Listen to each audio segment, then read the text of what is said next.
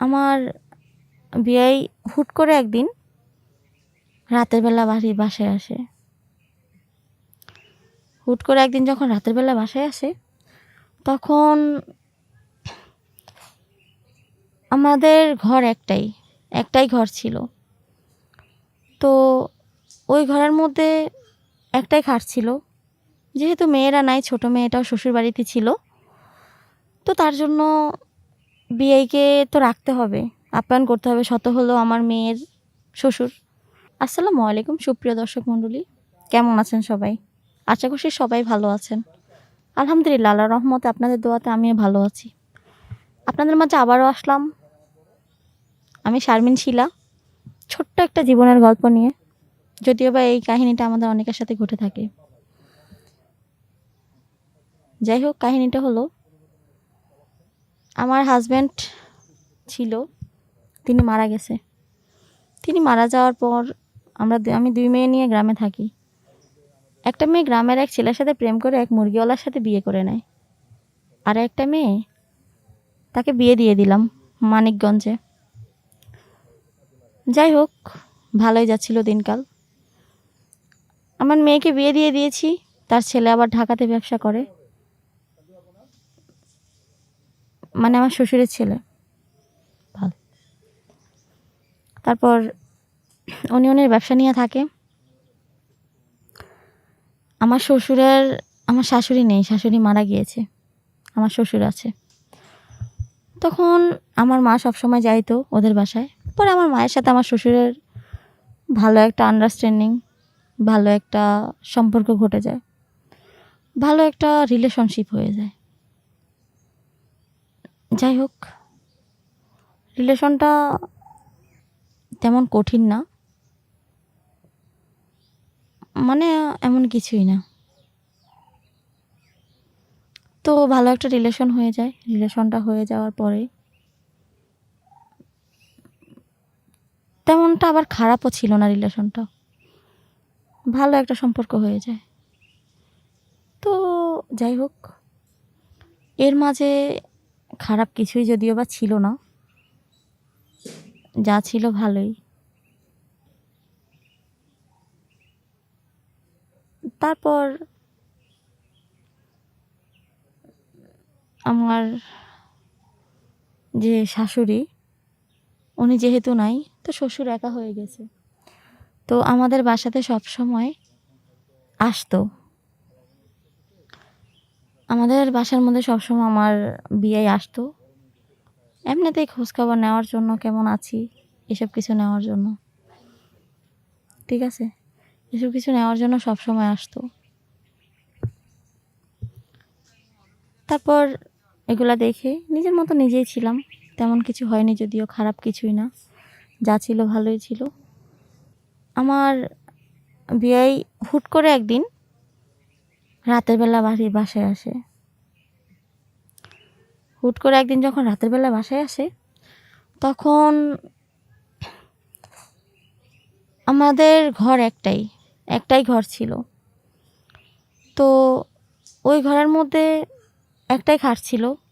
যেহেতু মেয়েরা নাই, ছোট মেয়েটাও শ্বশুর বাড়িতে ছিল, তো তার জন্য বিয়াইকে তো রাখতে হবে, আপ্যায়ন করতে হবে। শত হলো আমার মেয়ের শ্বশুর। তো ওইভাবে সম্মান করে তাকে রাখলাম ঘরের মধ্যে।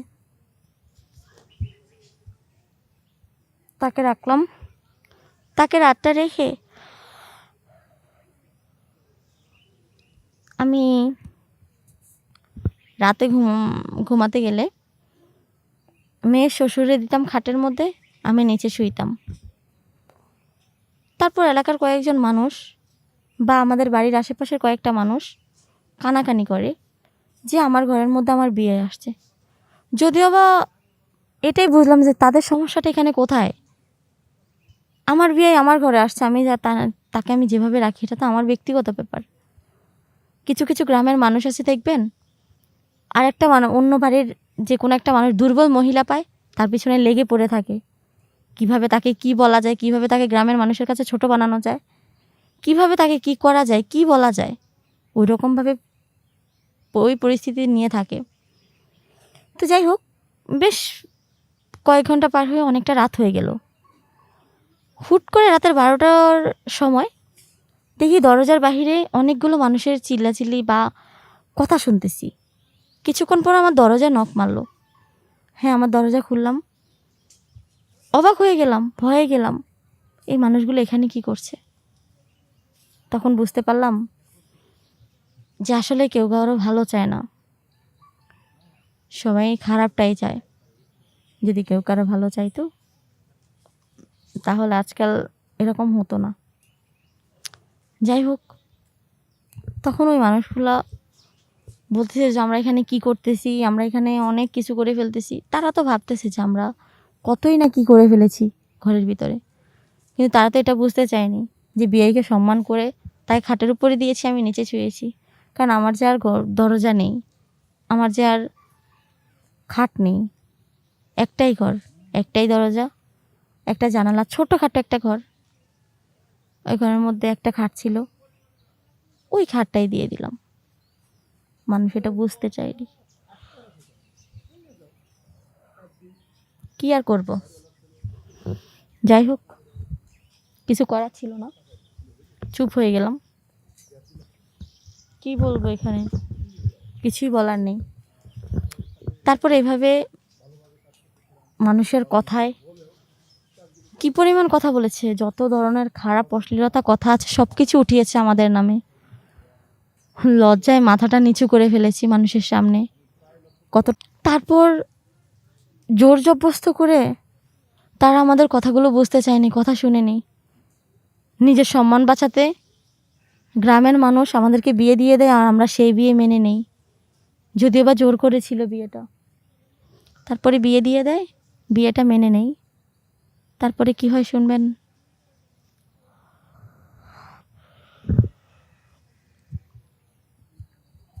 যাই হোক, বিয়ে দিয়ে দেয়। তারপর বিয়ে দিয়ে দেওয়ার পর নিজের মতো নিজে থাকি। কিন্তু এক সময় দেখি আমার মেয়ে শ্বশুরবাড়িতে জানতে পারে, আমার জামাই শুনে, মেয়ের সাথে অশান্তি করবে। বলতেছে যে মেয়েকে নাকি ডিভোর্স দিয়ে দিবে, তোমার মা আমার বাবার সাথে সম্পর্ক করেছে, এটা কেমন আচরণ, এটা কেমন সাহস, এসব শুরু করতে লাগলো। নিজে কি করব বুঝতে পারছিলাম না। যাই হোক, চুপচাপ হয়েছিলাম আর ভাবলাম এমনই হয়তোবা, ঠিক আছে।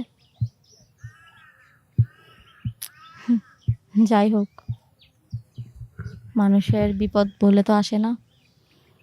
তারপর মেয়ের সংসার বাঁচানোর জন্য, মেয়ের সংসার যেহেতু ঠিক থাকে, নিজেরা অনেক বড় সিদ্ধান্ত নিয়ে নিলাম।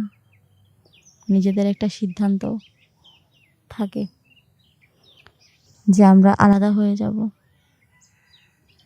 তখন আর কি করব, ওই সিদ্ধান্তকেই মাথার মধ্যে নিয়ে নিই,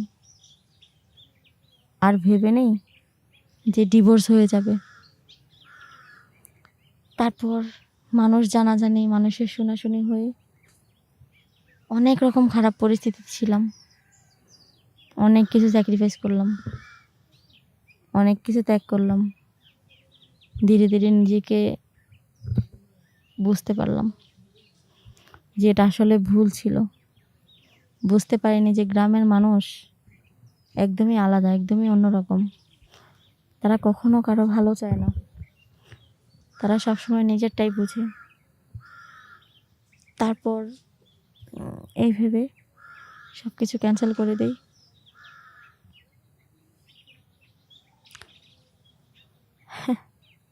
কি বলবো, যাই হোক, তারপরে দুইজনে ডিভোর্স নিয়ে অনেক দূরে চলে যাই, নিজের মতো নিজে। তারপর আমার মেয়ের সংসারটা যেন না ভাঙে। যাই হোক, তারপরে মেয়ের সংসারে কিছুটা অশান্তি লেগেই ছিল, যদিও সেটা কিছুদিন পরে শেষ হয়েছে। তো ঠিক আছে, সবাই ভালো থাকবেন, সুস্থ থাকবেন, এই কামনাই করি। আর আমার কথা থেকে যদি কিছু শিখতে পারেন তাহলে আমাকে জানাবেন, কারণ এসব কিছু আমাদের লাইফের সাথে ঘটে থাকে।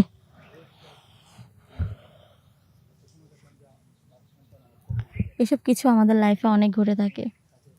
আমরা বললাম না, নিজের অজান্তে কিছু ভুল করে ফেলি, যেটা টের পাই কখন? যখন মানুষের বিপদে পড়ে, ঠিক তখনই আমরা এটা মনে করি, কিন্তু এটা কখনো ভাবি না যে এই ভুলগুলা মানুষ কেন করে। তবে একটা কিছু ঠিক করেছি, মেয়ে আর জামাইয়ের সংসার টিকানোর জন্য দুজনে আবার ডিভোর্স দিয়ে আলাদা হয়ে গেলাম। নিজের মতো নিজেরা পথ বেছে নিলাম। আমিও দূরে চলে গেলাম, ওই মানুষটাও চলে গেল। যাই হোক, দোয়া করবেন মেয়ে আর জামাইয়ের জন্য, তারা যাতে সুখী থাকে, তাদের সংসারটা যেন না ভাঙে, তারা যেন ভালো থাকে, এই কামনাই করি।